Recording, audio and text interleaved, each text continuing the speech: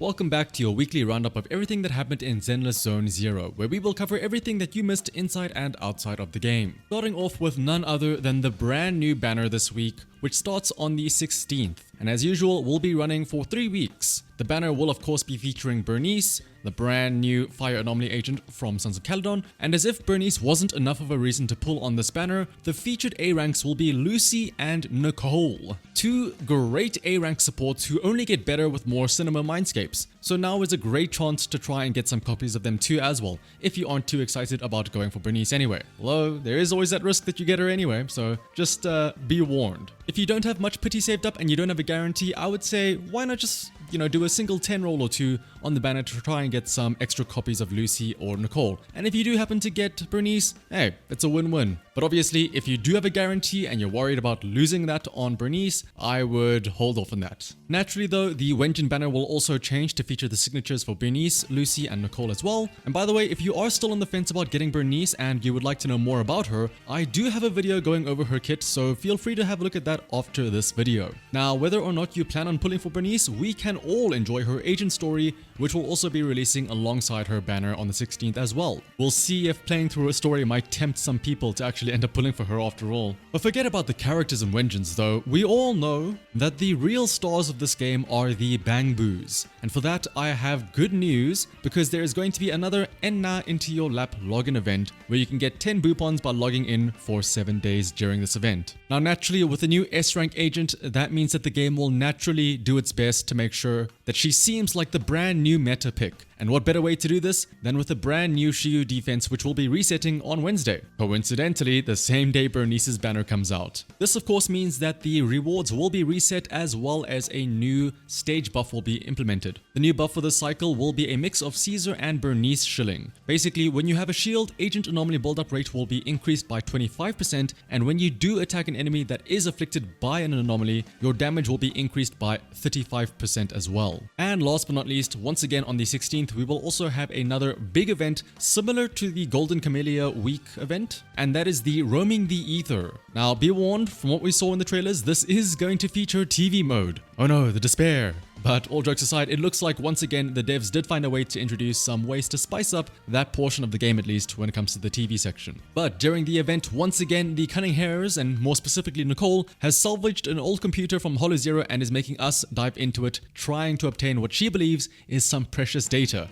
But of course, as is anything with Nicole, there is bound to be a catch somewhere. The Roaming the Ether event will be time-gated, with the new content being released each day, but the event as a whole runs from the 16th as mentioned earlier until the 28th of October. So you do have the option to wait a bit and then do all of it in one go over a weekend or something. Now speaking of new S-rank characters and whatnot, I'm very happy to say that this episode of Zenless Zone Zero News is proudly sponsored by Codashop, the official mobile payments provider for all MiHoYo games, including of course Zenless Zone Zero. If you're still in a rush trying to get some last minute pulls in for Caesar, or you're just looking to prep yourself for Burnice or any other future characters, Codashop is a very easy and trusted method for topping up. The link to the website is in the description down below, and I would greatly appreciate it if you give Codashop a look. Thank you once again to Codashop for sponsoring this episode. Now, let's get back to the social media side of things. And surprisingly, this week there actually wasn't any big new social media campaign. That's it, it's over. ZZZ is dead. The devs have given up on marketing the game.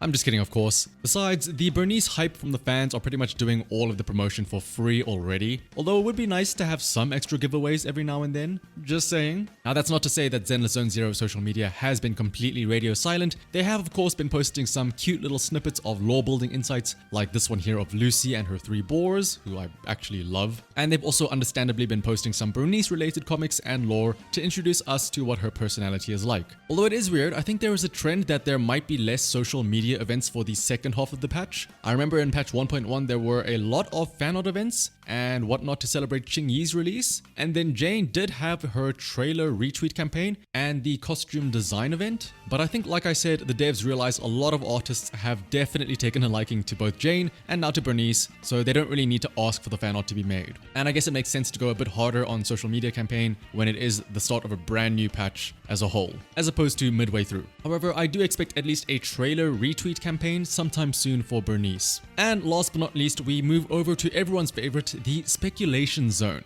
Now, since we will be entering the second half of the patch cycle, we can start to expect some stuff for 1.3 coming soon. So if you are on the fence about getting Burnice, maybe you're, concerned about getting her or Yanagi, as they are both going to be anomaly agents, one fire, the other electric. And with them being back to back, it might be a bit difficult to decide. If you are one of those people who are torn between the two, I would probably suggest that you wait for a week or two. As always, there's no need to pull for Burnice right away. Don't let the FOMO get to you, since we can probably estimate that Yanagi will be the first in patch 1.3, seeing as though she was the first one revealed between her and Lighter. So there will be a point towards the end of patch 1.2 where Burnice's banner will still be up and pretty much all of the information on Yanagi will be publicly available. So her kit, her mindscape, what her engine does, and all of that. And hopefully by then, that will be enough to help you make a more informed decision on who you would like to go for. As for Lighter, who is probably going to be the second half of 1.3, we will probably only be just seeing glimpses of his kit in the 1.3 live stream. That is the closest thing we'll get until actually, once we get into 1.3 itself. Now, speaking of the 1.3 live stream, if I were to consult my magical crystal ball, I would say that you should all expect a patch 1.3 live stream sometime next week. I would say on the 25th of October, on the Saturday.